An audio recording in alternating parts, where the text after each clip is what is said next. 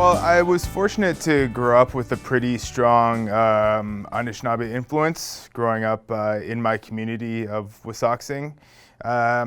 It was a time of sort of cultural reclamation and I guess a minor renaissance of sorts where people in my community were going back to the traditional Anishinaabe ways to not only learn about their culture, but try to overcome some personal adversities that some people have been going through as a result of, I guess, ongoing colonial impacts, really.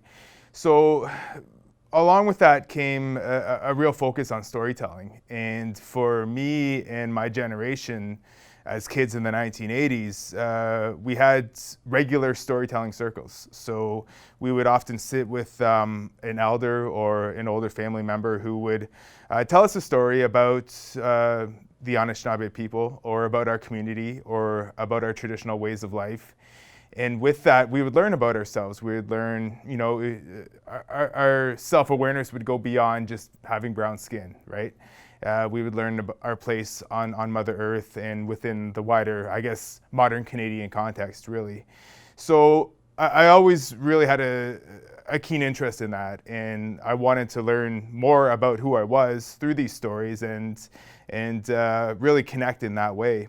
But by the time I got to high school, I didn't really see how that traditional way of learning could really be adapted to, I guess, the modern Western Canadian education system. That said, though, I really enjoyed learning about literature and fiction in high school, and I developed a keen interest in that as well. It sort of inspired me to write creatively in my free time in a lot of ways. But it wasn't until I was, maybe about 15, 16 when one of my aunts, who was also a teacher, exposed me to some of our, I guess, more renowned Indigenous authors, I guess, sort of in the canon of Indigenous literature, people like Thomas King and Richard Waubgeshig and Lee Miracle. And I saw my own sort of personal experiences as an Indigenous youth reflected in those pages.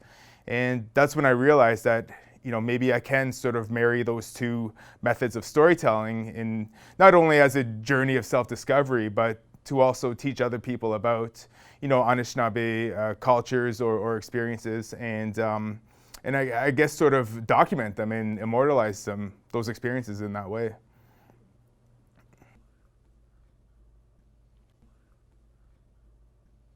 It's directly, really. As mentioned, when I was a high school student, I would come home from school and write creatively, just for kicks, really. I would see these things happening in my community and experiences that myself and my peers were going through that I recognized as very unique. So I would write them down, just to try to be creative in a lot of ways. And I amassed like this sort of minor collection of short stories by the time I was done high school.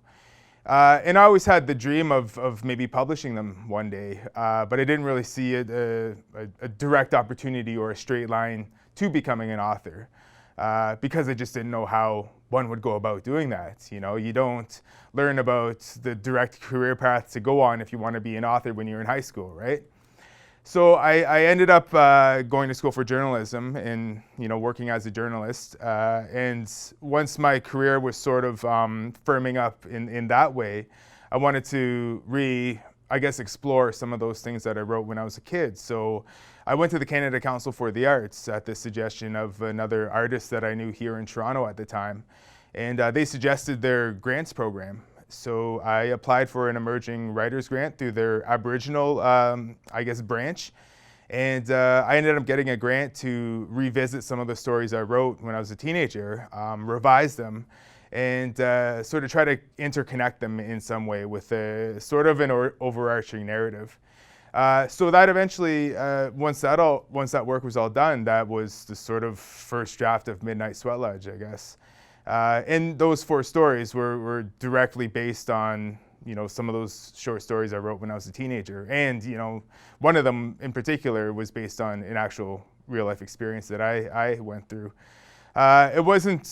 It took a few years before it actually came out, though. I wrote it all up and had this great encouragement and inspiration from the Canada Council for the Arts and from the artist community here in Toronto. But yeah, again, I didn't know how you would go from this draft into an actual published book, right?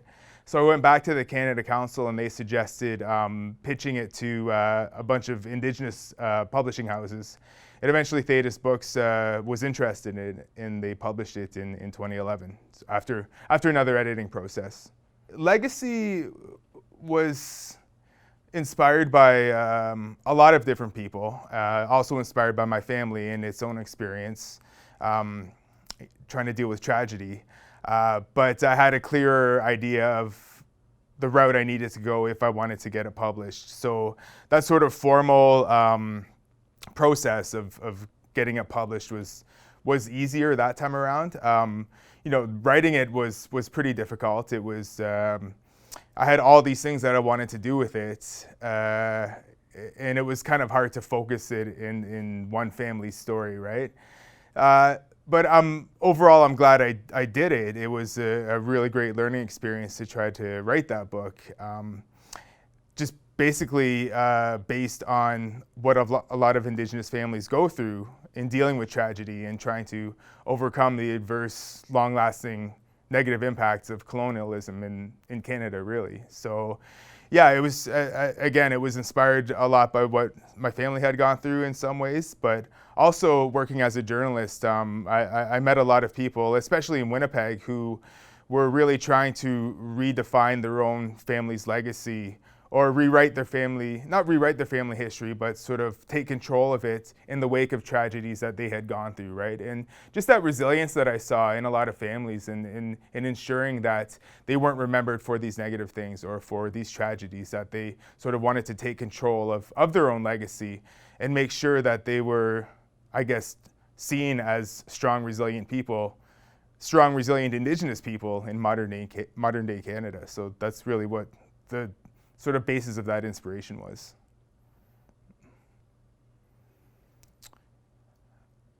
I think it's the most important part is really taking ownership and seeing the value in your own experience and in your own history, and making sure there's a place for that in the wider Canadian narrative, and making sure that other Canadians understand where you're coming from and what that real history is, because that's never really been told up until this point in Canada. For generations, the education system was used to not only violently and brutally eliminate Indigenous culture, but even after that saga was over, the education system contributed to the erasure of Indigenous culture by not teaching about what had really happened to kids who had gone to residential schools, or the impact of the Indian Act, or kids who were scooped up in the 60s in the child welfare saga. So by having the opportunity and the ability to tell these stories truthfully and honestly and candidly, and having a receptive audience of Canadians wanting to understand that is really important. And I think that's the core of reconciliation, really, is having this mutual understanding by recognizing what the real history of Canada is, and allowing people who endured some of those brutal experiences, by allowing them to speak their truth and giving them the space to do that. I think that's where we need to go. That's what we need to do, for sure. I think for me, it's important that I only write what I know about, and that I don't take somebody else's narrative or experience and try to reflect that without really understanding it. And I think we all need to keep that in mind when we're trying to show what has happened, historically, in terms of carrying it forward, right? And working as a journalist, I think I've been more fortunate to try to do that in a good way. I don't think I'd feel as comfortable as an author doing that, because as a journalist, I think I can allow people to speak their truths on their own. I have the very fortunate position of being sort of a conduit for their voices when I'm working as a journalist. As an author, though, it's that I guess it's a debate that goes on for people who are writing creatively and taking up different perspectives and doing it effectively, right? And I guess that comes with experience. Like I'm really only 2 books into my fiction career, and maybe in a few more books I'll feel more comfortable taking on these positions and these experiences and adequately reflecting them. But I think for me, it's important to, sit with people whose positions I don't necessarily understand or can relate with, and make sure that I can convey their truths effectively, even though I'm doing it in fiction, right? Because I think you can easily see right through that if you're not doing it properly or respectfully. But that said, there are all kinds of different storytelling opportunities that Indigenous Canadians have today. And there's a growing audience for that. And I think, a lot of people are navigating both mainstream, independent, and even social media as well to figure out how to do that. So it's a good time for all storytellers, really, I believe.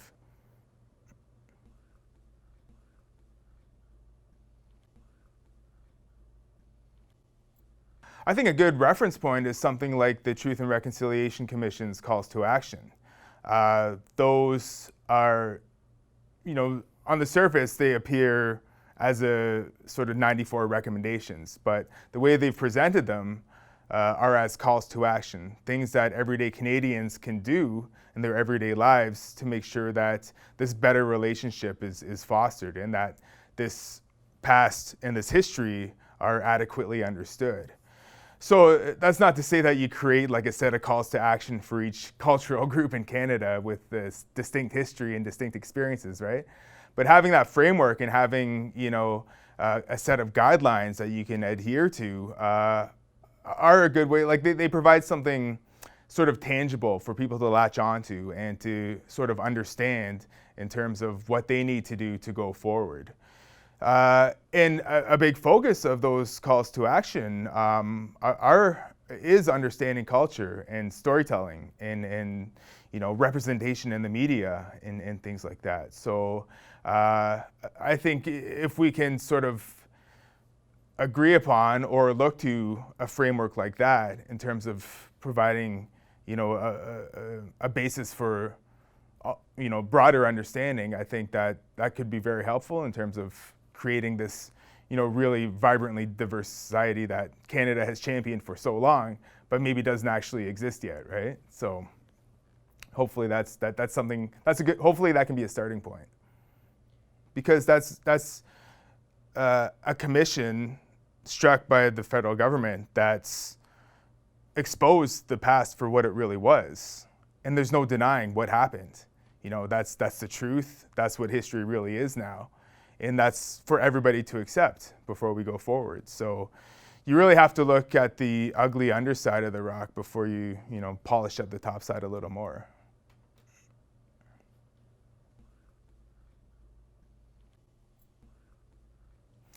Oh, it plays a huge role. It's, I wouldn't know what else to write about, really. I've spent time in cities. I've been an urban Indigenous person for almost half my life now. I'm 37 years old.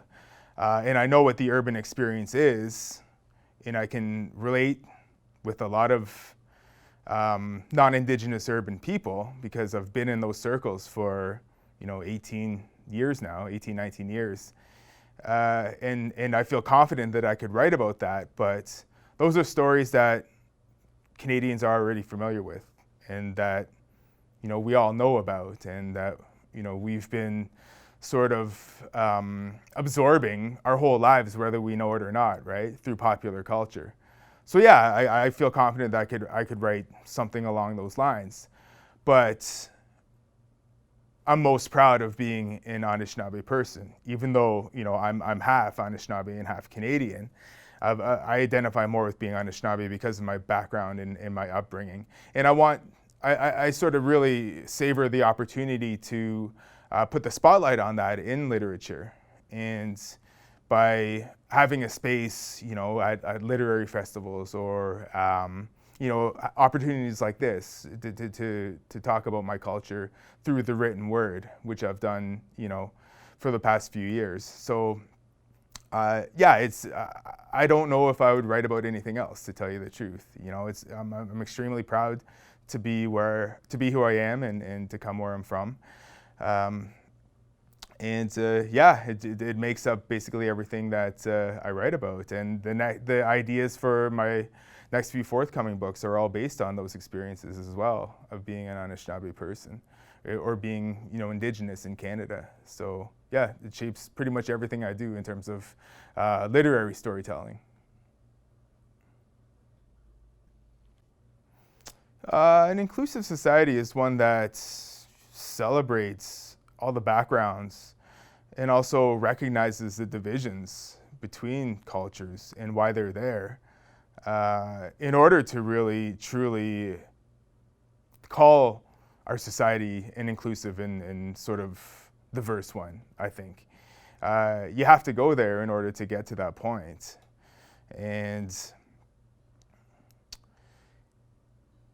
we see, when it comes to diverse representation in the media, that's an issue as well, in terms of having real diverse people speak their truths or tell their stories, not only in news media, but also in popular culture, right? So I worry that too often we are just putting up window dressing or a false front when it comes to adequately reflecting diversity in media. Maybe, I can't speak for all media organizations, but maybe there aren't enough diverse decision makers at the higher levels. And as a result, we're not really reaching the full potential of understanding that we can be at. And I think that's why a lot of stereotypes and a lot of sort of negative imagery continue to perpetuate, because you don't have those people in those roles advising the storytellers at the forefront of media or culture about what you should and shouldn't say, or what you can or can't represent when it comes to a certain culture. So I think there needs to be, I guess, more of a movement to make sure that people feel comfortable in how they're seeing themselves portrayed in popular culture and the mainstream media. And in that way, you have regular Canadians, I guess you could say, reaching that level as well. And when we have that sort of mutual understanding, I think that's what real inclusivity is. I think so. I think social media helps. People are learning a lot more about other people that they don't know about, to a degree that's never really been seen before. That said, there is the ugly side to social media as well, where there is a lot of negativity and hatred that continues to perpetuate there. But we have more access to information than any time before, and we have more people who control their own message and their own story, being able to put that out there. It's going to take a while. If you wanted to learn about Indigenous people in Canada, what would you Google? Like if you were in some small rural town, very distant from any other reserve or Indigenous community, it's hard to know where to start. What would you put into a search engine? Like, what are Indians doing or something like that? But that said, with people on social media, there's the opportunity that some sort of wisdom or nugget of information will infiltrate that individual's feed somehow, due to these widening circles that we're increasingly in. So that's the hope anyway, and that's the potential of, I guess, social media. Once that sort of once the ball gets rolling in that sense, it's going to take a while still, but I think the potential is there. We're a much closer society than we've ever been, whether we really understand it or not. So it's just a matter of making sure that positivity and that good understanding really happens in those spaces. Yeah, that's a really good question, and I hear that often. I do a lot of talks with schools, and I tell my own story at community events and things like that. And with this whole concept of reconciliation that's really come into the mainstream Canadian spotlight, the question that comes up all the time is, well, what can I do, or what should I do? I want to help. I want to help reconciliation. Where do I go? What do I do? And the truth is, a lot of people really need to be spoon-fed. They are uncomfortable still in going out and sort of being brave enough to show up in those spaces. And that's not their fault. They may not know that they can be in these spaces like a powwow or some sort of cultural celebration, and that they're welcome there, because that's just not common knowledge, and it should be. It should be in Canada. So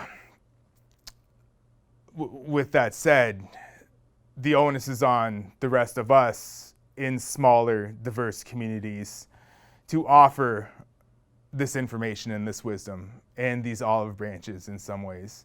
And a lot of people would argue, no, it shouldn't be that way. The onus should be on the wider, sort of non-Indigenous society to seek us out and to repair those relations and that kind of thing. But Canada as a whole probably isn't there yet. So for me and others like me who are in these fortunate positions of I guess, influence, for lack of a better word, we can offer some of this information because we have wider networks, both in the social realm and in the community scope, I guess. So that's what I always try to come with, a few tools in my pocket. When somebody says, what can I do? I'll try to remember a community event that's coming up, or a book that they might be able to read, or a link that they can go to learn about something related to Indigenous culture or language or something like that, right? So I think that's where we're at this point. And once, I guess, more Canadians feel comfortable about accessing these communities and sort of becoming a part of them, then that's where that inclusivity you mentioned before will sort of naturally flourish, I think. Once that sort of tension is gone and that awkwardness is gone, then you'll have these more natural and sort of fluid relationships building and hopefully carrying forward in good ways. I spoke a bit about awkwardness and being uncomfortable. Like, we all have to get out of our comfort zones, For me, leaving my community and coming to the city was uncomfortable. That was really difficult when I was, 19 years old, when I came to Toronto to go to university. That said, though, I think when it comes to being a minority, so to speak, or someone from a diverse background who's the only one in that particular scenario, often what most of the majority assume is that that's an awkward situation for us as minorities because we can't relate with anybody, when that's not it at all. We can relate with everybody we see around us because this is the culture that we've been absorbing our whole lives. The awkwardness comes from the majority of people not being able to relate with us because they don't know anything about us. And that's not their fault. That's just the fault of the education system or society not allowing these relationships to happen. So I think people need to sort of step beyond that awkwardness and maybe open themselves up to feeling a little vulnerable and feeling a little uncomfortable when they're asking questions or when they're trying to learn about other people or people who aren't like them, I guess. So just to elaborate on that point, I think that's what I'd like to sort of say.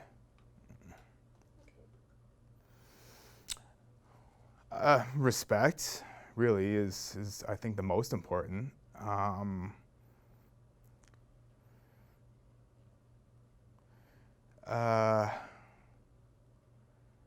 Yeah, that's the first thing that comes to mind is having respect and opening your heart and opening your mind especially. And these are all sort of concepts that or ideas or activities that people might roll their eyes at, perceiving them as like altruistic maybe, or utopian in some ways, but the only way we're going to get beyond these differences is if we keep an open mind and stay positive about having good relationships on this land with each other.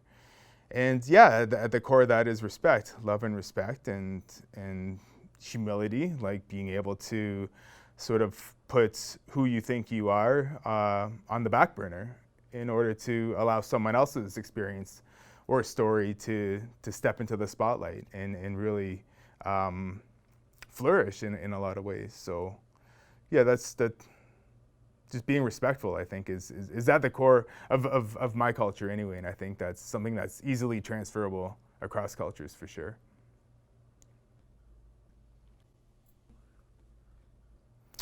A best practice.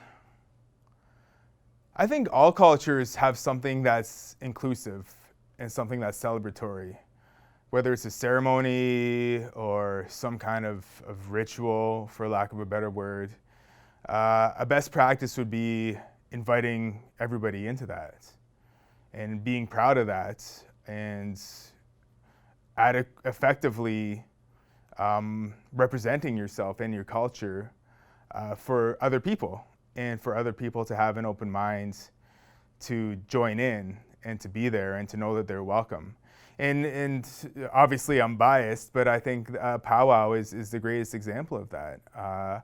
Powwows traditionally on Turtle Island in North America, and I can't speak for all cultures, but generally what their goal was to bring different Indigenous cultures together and to celebrate.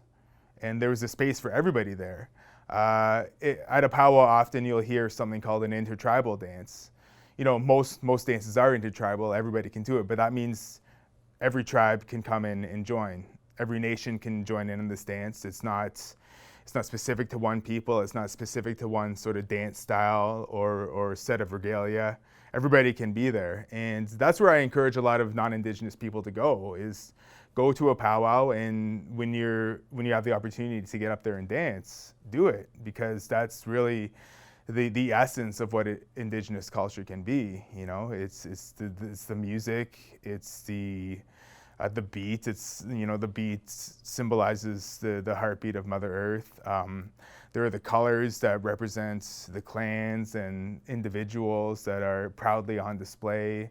There are different dance styles. There are games. There's fun and entertainment associated with that whole practice. So when there's a cultural event that's a celebration that's explicitly inclusive, that says you can be here and you can join in, I think that's the best practice for accomplishing this sort of understanding and really knowing where we're all from. I just appreciate this opportunity. As someone who's Indigenous, who grew up at a time where there wasn't much awareness at all, I've seen vast improvements over the course of my lifetime, and there's still a long way to go. But I think initiatives like this, by allowing people of all backgrounds to come and share their experiences for everybody else on the internet to learn about, is really fantastic. And I commend the foundation for doing that, definitely. Yeah, I am writing another novel right now about a particular experience on reserve. Don't want to give too much away. But I have other ideas. I'd like to get a little more into young adult fiction, mostly because I was a young adult when I was living on the reserve, and that's what when I reflect on my experiences growing up, it was about my adolescence and, coming of age as an Anishinaabe person on the reserve. So I'd like to explore some more of those themes for a younger audience. So that's what I'd like to get into going forward as well. But I'd also like to try to develop some more nonfiction projects. I've worked as a journalist for 14 years now, and I've covered a lot of really vital issues in terms of this relationship between Indigenous and non-Indigenous Canadians. So there are some things there that I'd definitely like to explore from a nonfiction perspective or angle.